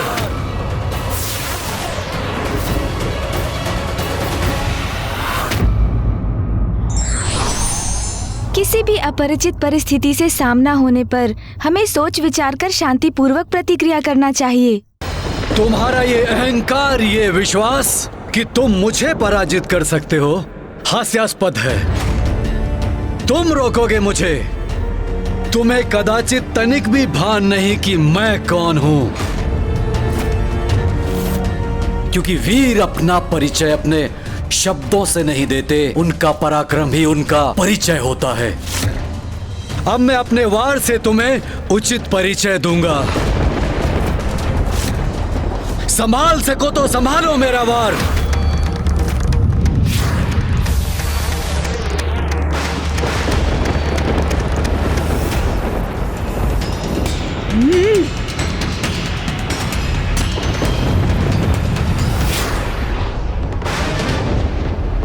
नहीं गणेश, हमारे इस युद्ध में प्रथम वार तुम नहीं करोगे। तुमसे पूर्व मैं तुम पर आक्रमण करूंगा।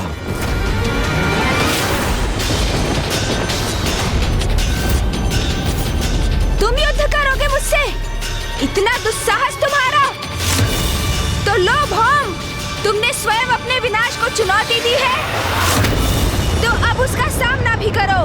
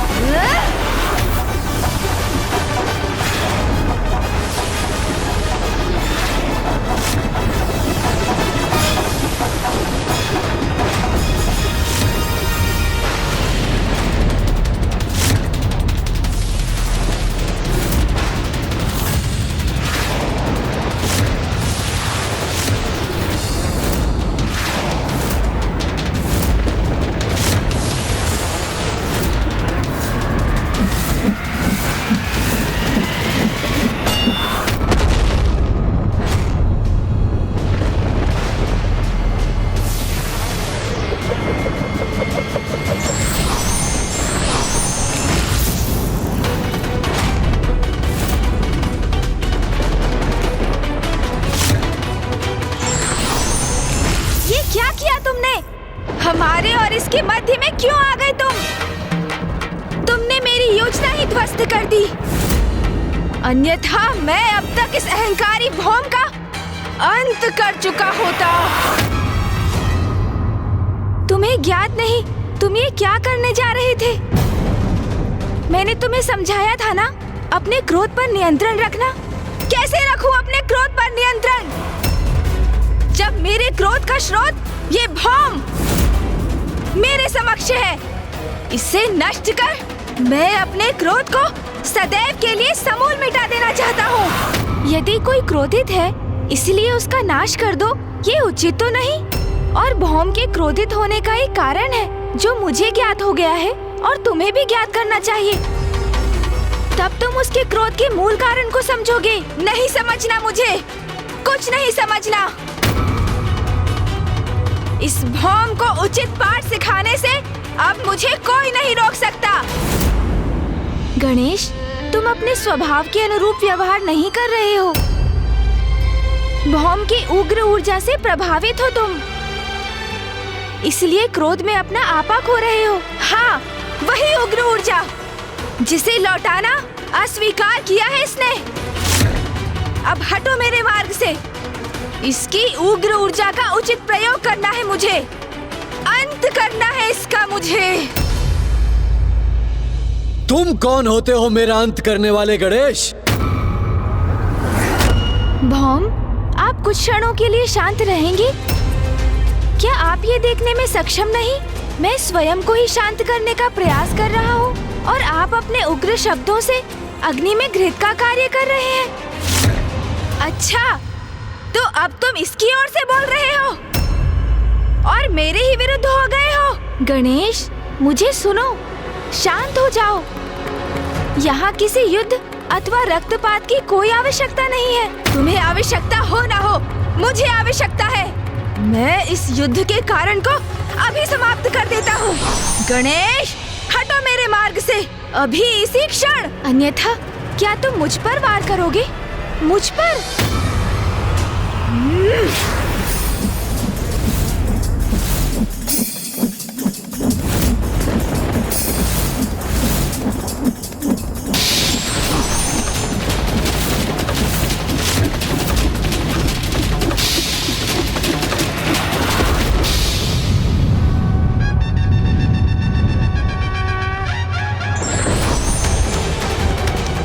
यदि भैया यहाँ होते तो तुम्हें मुझ पर वार करने के लिए बहुत कठोर दंड देते। कैलाश लौटने पर उन्हें अवश्य बताऊंगा मैं, फिर देखना। भैया यहाँ होते तो दंडित तुम होते। इस अहंकारी रक्तवर्णी युवक की रक्षा करने और मेरे विरुद्ध जाने के लिए। और उन्हें तो तुम कुछ तब कह सकोगे जब मैं कहने दूंगा तुम्हें।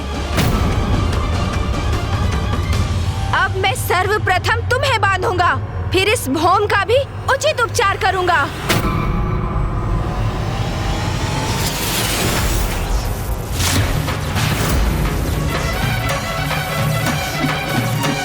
स्थिति तो नियंत्रण के बाहर जा रही है और ये सब भौम के उग्र धूम्र के कारण हो रहा है, जो गणेश अर्थात मेरे उग्र स्वरूप के ऊपर मंडराकर उसे और भी आवेशित कर रहा है।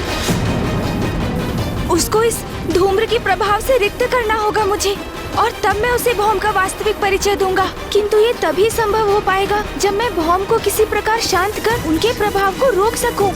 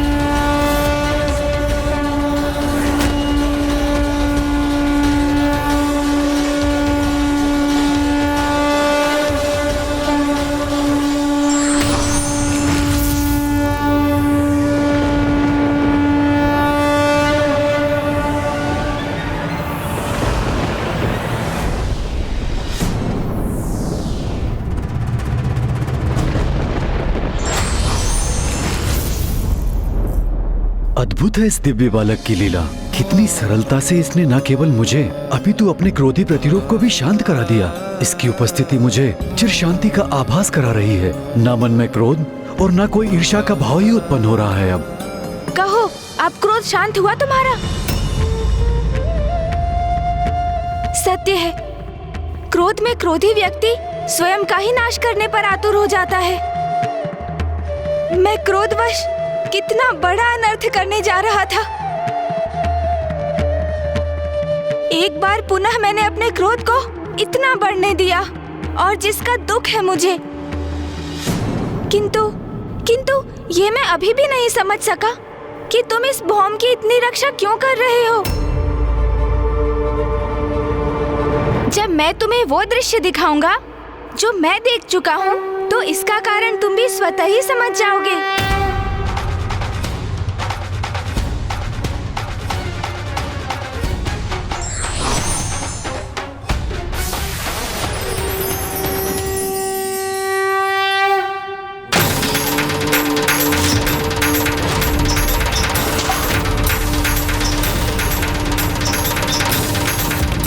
मैं पृथ्वी हूँ, मेरी अपनी कोई संतान नहीं। आपके श्वेत की जो खून मुझ पर गिरी, उसने इस बालक का रूप ले लिया। महादेव, आप उसे मेरे पुत्र के रूप में भेंट दे दीजिए। आज से तुम्हारा पुत्र कहलाएगा और तुम्हारे नाम से जुड़कर इसका नाम होगा भौम भौम।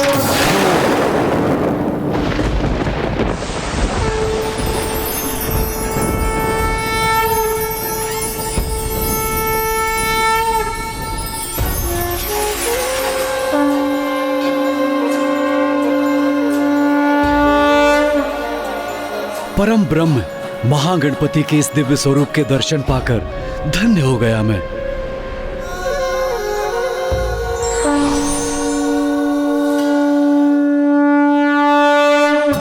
प्रणाम गणेश जी।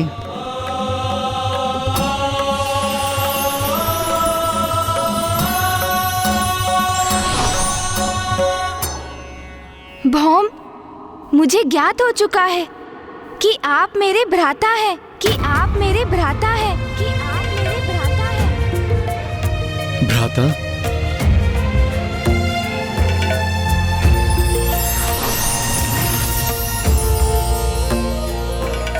भौम, आपने मुझे पूर्व में ही क्यों नहीं बता दिया कि आप पिताश्री के ही पुत्र हैं, मेरे भ्राता हैं। पुत्र भौम ने इसका प्रयास तो किया था। जब पुत्र भौम को ज्ञात हुआ कि उसके पिता और कोई नहीं स्वयं महादेव हैं, तो वो उनसे भेंट करने कैलाश गया था। आप कैलाश आए थे? किंतु कब? आपके जन्म दिवस पर, जब कैलाश में आपका जन्मोत्सव मनाया जा रहा था, तब मैंने कैलाश में प्रवेश करने का प्रयास किया था, किंतु महादेव के 2 गणों ने मुझे वहां प्रवेश द्वार पर ही रोक दिया। मेरा बहुत अपमान किया और मुझे वापस लौटने को कहा।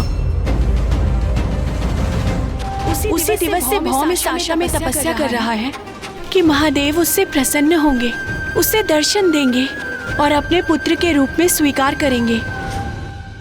आपको कैलाश से अपमानित होकर लौटना पड़ा। ओह, तभी आपको मुझसे इतनी ईर्ष्या, इतना द्वेष है, और इसलिए मुझे आपकी ये उग्र ऊर्जा निरंतर प्रभावित कर रही है, क्योंकि आपकी उग्रता का लक्ष्य तो मैं ही हूँ ना।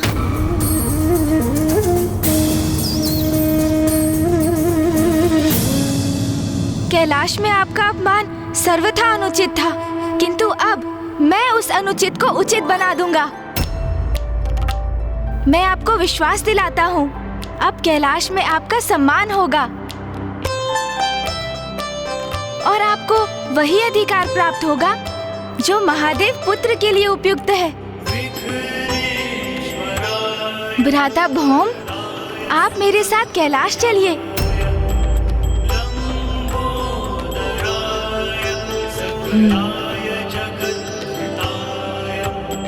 गणेश जी, मैं आपके साथ सहर्ष कैलाश चलूंगा, किंतु मेरा एक अनुरोध है।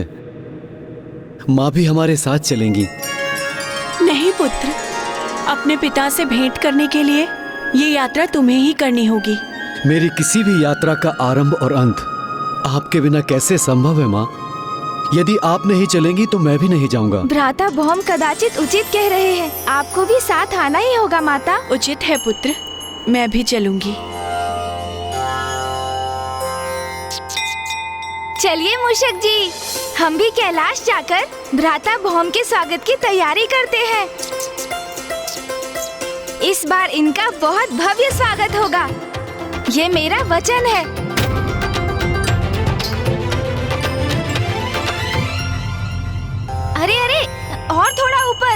जिससे दूर से भी ये सजावट स्पष्ट दिखाई दे। हाँ, अब उत्तम है। बहुत सुंदर प्रतीत हो रहा है अब। पुत्र गणेश,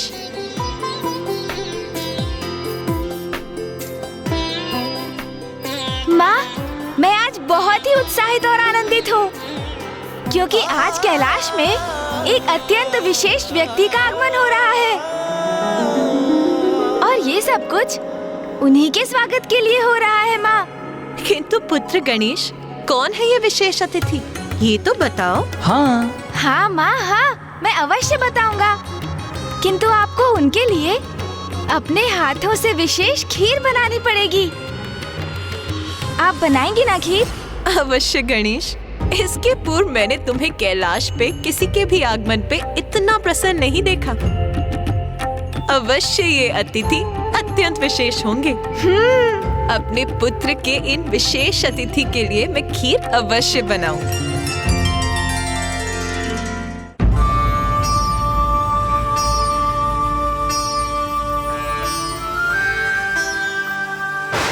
कहाँ से, कैसे कैसे बड़े बड़े भ्रम पाल कर यहाँ पहुँच जाते हैं मूर्ख अज्ञानी। कभी कभी दर्पण में मुख देखा है अपना? चलो प्रस्थान करो यहाँ से। पुत्र भौम, माँ, मुझे चिंता हो रही है। मैं व्याकुल हो रहा हूँ कि कहीं माता पार्वती और पिता महादेव ने मुझे स्वीकार नहीं किया तो? ऐसा संदेह भी मन में क्यों ला रहे हो पुत्र भौम? देखो, मार्ग कैसे पुष्पों से सज्जित है। इस मुख्य द्वार पर ये तोरण देखो। इसका अर्थ है गणेश जी ने महादेव और माता पार्वती से तुम्हारी चर्चा अवश्य की होगी, जिसके परिणाम स्वरूप संपूर्ण कैलाश तुम्हारे स्वागत की प्रतीक्षा कर रहा है।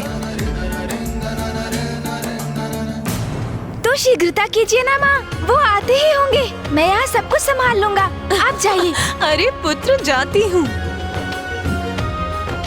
किंतु गणेश, ये तो बताओ कि आ कौन रहा है? कुमार कार्तिकेय जी, महादेव के पुत्र, आपके और प्रभु के भ्राता आ रहे हैं।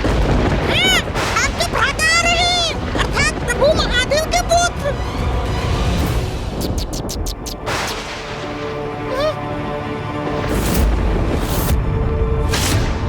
हमारा भ्राता?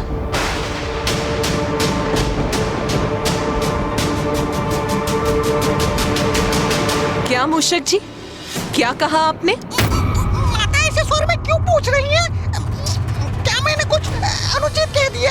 गणेश, मूषक जी ने जो अभी कहा, क्या वो सत्य? वो माँ। गणेश, मैं कुछ पूछ रही हूँ तुमसे। जो मूषक जी ने अभी कहा, क्या वो सत्य है?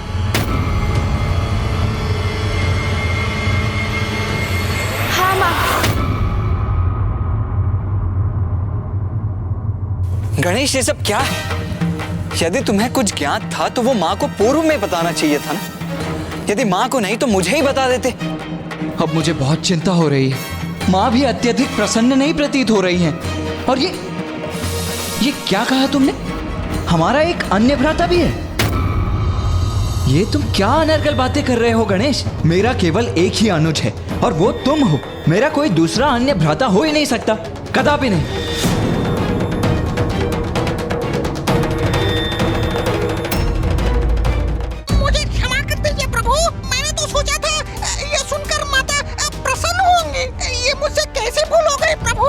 स्वयं को दोष मत दीजिए मूषक जी। आपने जो कहा आपके उत्साह में आपके मुख से निकल गया, किंतु चिंता मत कीजिए मूषक जी।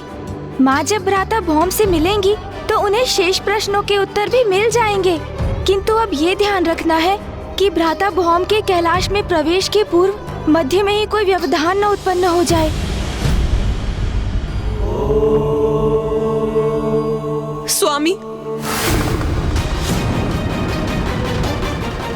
उमा, आप इतनी व्याकुल क्यों हैं?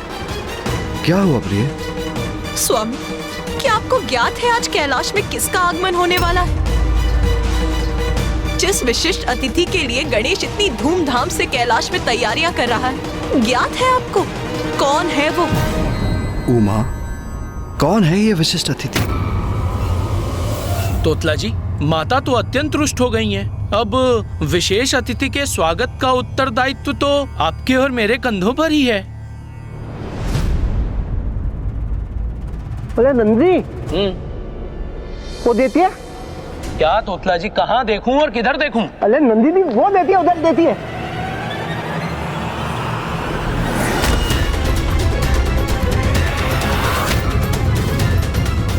मैं भोम महादेव पुत्र हूँ, उनसे भेंट करने आया हूँ। ये तो वही है जो गणेश जी के जन्म दिवस पर आया था, और आज जब कैलाश विशेष अतिथि के आने की तैयारी कर रहा है तो यह यहाँ पुनः कोई नया व्यवधान डालने आ गया। ये दोनों तो वही गण हैं जिन्होंने मेरा अपमान किया था। नाम के आगे भी कोई परिचय है तुम्हारा? कैलाश जैसे पवित्र स्थान पर असत्य को सत्य कहने की धृष्टता करते हुए लज्जा नहीं आती तुम्हें? तुम यहाँ से जाते हो, अन्यथा मैं तुम्हें यहाँ से जाने के लिए विवश करूं।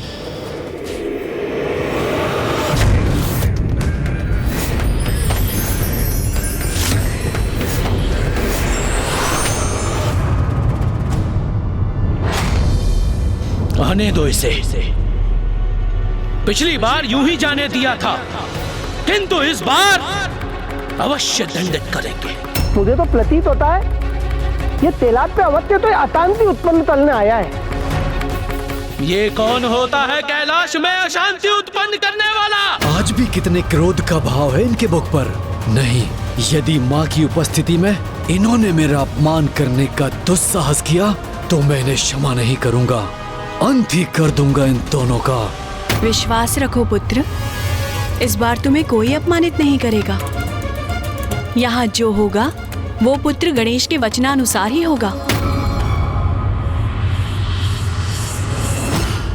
उमा, बताओ कौन आ रहा है कैलाश? आपका पुत्र। किंतु गणेश तो लौट आया था। तो क्या कार्तिकेय कहीं गया था और अब लौट रहा है? नहीं स्वामी, गणेश नहीं, कार्तिकेय नहीं, आपका एक अन्य पुत्र। उमा, ये आप क्या कह रही हैं? कौन सा अन्य पुत्र? आपका तृतीय पुत्र आ रहा है आज।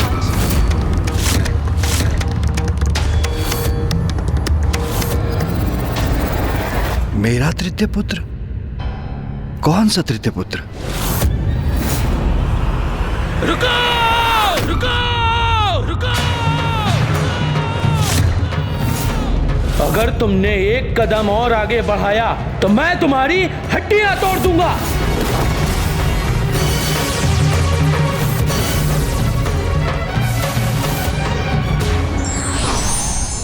पूरी बात बिना जाने प्रतिक्रिया नहीं देना चाहिए, अन्यथा भूल हो सकती है।